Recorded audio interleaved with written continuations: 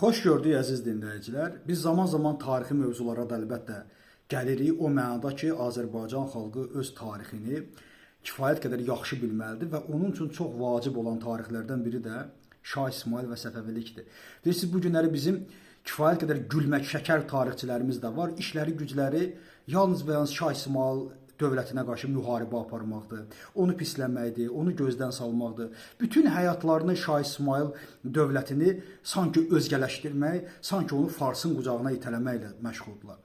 Və yaxud da biz digər tərəflərdən də Şah İsmayıl dövlətçiliyinə qarşı düşmənçiliyi kimdə görürük? Sünni Türkiyəsində görürük, Sələfi Səudiyyə Ərəbistanında görürük. Və bu mənada qınayırlar ki, Şah İsmayıl şiəçiliyi gətirib. Baxın, Şah İsmayıldan 300 il əvvəl yaşamış Şeyx Səfiyyəddin İshaq Əl-Ərdəbili də Ələvi idi. O dövrdə Ələvilik çox güclü idi. Ümumiyyətlə Azərbaycan təsəvvüf dünyasında, sufizm dünyasında ən çox dini cərəyanlar müəyyən mənada Ələviliyə necə deyirlər, qohum idilər, Ələvizm üzərində qurulmuşdu. İstər Suxraverdilik olsun, istər Səfəvilik olsun, Bektaşilik olsun, Ələvilik olsun.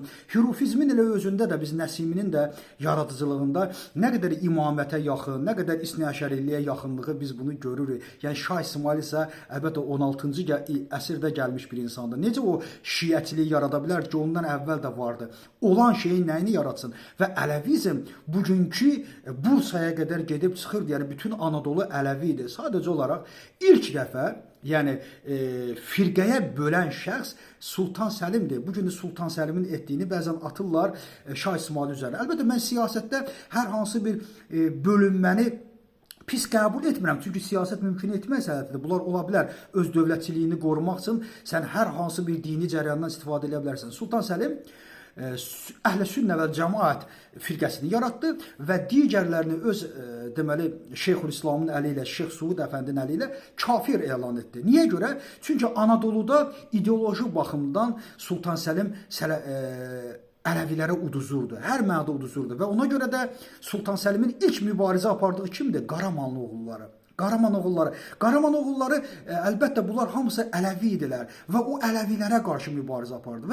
Və bir şey də sizə deyim ki, Sultan Səlimin də ən çox qorxduğu Yeniçərilərdir. Niyə görə Yeniçəri? Çünki Yeniçəri məktəbi özü Bektaşilik üzərində qurulmuşdu. Bektaşilik də şəhər Ələviliyidir. Yəni bu axmaqlar ki, bu günləri bunu deyirlər, həqiqətən çox axmaq, çox geri zəkalı insanlardır ki, Şah İsmayılı şiəçilikdə günahlanır. Şiəçilik olmuyor. Ələvizm olub, İsnəşərilik olub. Şiə də tərəfdar deməkdir. Sadəcə Cəfərli isə tamamilə ayrı bir leveldir və o da Şah Abbasın dövründən sonra olur. Şah İsmayıl bunu yaşamır. İkinci mən yəni bildirdiyim kimi Türkiyədə Sultan Səlim öz dövlətini qorumaq üçün, öz dövləti üçün bir sünni çəpəri çəkdi ki, onun içində bir dövlət qursun, onun içində bir ideologiya yaratsın və o ideologiya ilə qarşı bir mühit, bir düşmən yaratsın ki, mübarizə aparsın. Bütün diktatorlar, bütün xəlifələr və bütün o dövrün teokratik dövlətləri belə yaşayırdılar. Bir düşmən yaratmaq lazımdır. Onlar da bir düşmən yaratdılar. Şah İsmayıl zaten o ekoldə, o mədəniyyətdə böyümüş bir insandır. İkinci tərəfdən biz gəlirik sünniliyə baxırıq, daha doğrusu sələfilizə baxırıq.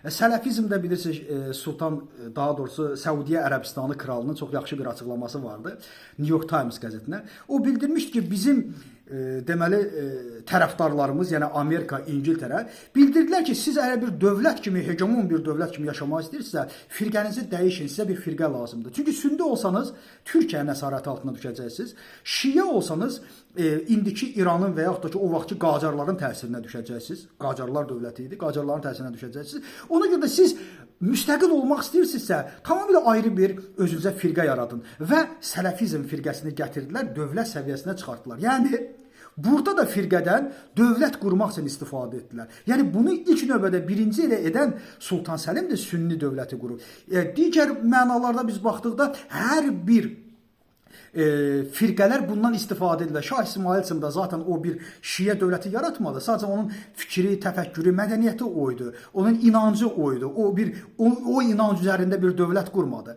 Zaten o ərazidə bu insanlar da əsasən də Anadoluda çox idilər.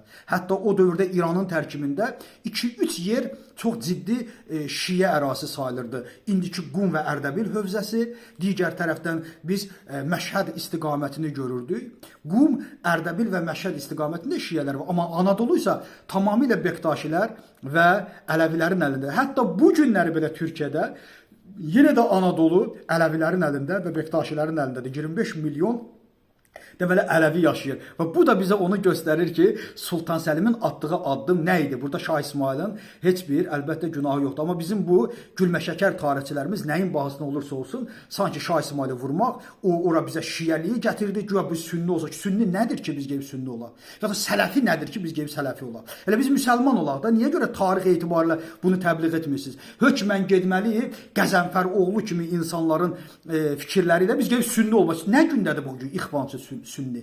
Hansı sünni ola? Əfqanistanda olan həmbəlilər, necə deyirlər, digər sünni təriqətindən mi ola? Və yaxud da Türkiyədə güya hənəfizmin daha yaxşı qoludur. İxvançı terror təşkilatıdır da ixvançılar.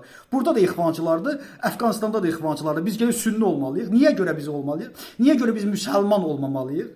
Niyə görə Şah İsmailin o ruhunu yaşadaraq ona hörmət eləyərək, amma özümüz də müsəlman olaq? Niyə?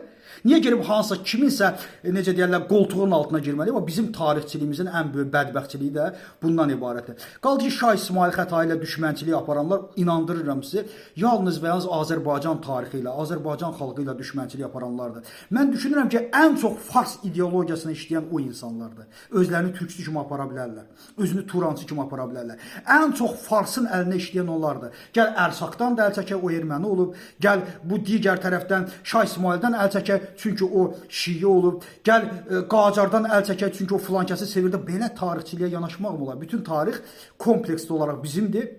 Və sevilən tarixdə təpədən dırnağa qədər Şah İsmail xətai türkdür. Bəs onun dövründə yaşayan elə istər Qurbani olsun, istər Tüfeyli olsun, qoy var olsun türki zəban Şah xətai, Şəh xətai deyən bu insanlar olublar. Və yəni hara fırladırlarsa Şah İsmail qədər Azərbaycan mədəniyyətini yaradan, Azərbaycan mədəniyyətini formalaşdıran, Azərbaycan ideologiya tarixini formalaşdıran və Azərbaycan xalqının imperiya tarixini formalaşdıran ən gözəl rəhbərlərdən biridir. Və biz onunla yalnız fəxr etməliyik və qızılbaşlıq o demək deyil ki, və yaxud da bu günləri İsni Əşərilik olsun, Ələvilik olsun, o demək deyil ki, elə Şah İsmaili kim sevirsə elə Ələvi olmalı. Xeyr, Şah İsmaili Ələvi də sevə bilər, Sünni də sevə bilər, ateist də sevə bilər, yalnız müsəlman olan da sevə bilər. Tarix öz dövrü ilə, öz kontekstli ilə izah edildikdə tarix olur və sevilir. Təşəkkür ederim.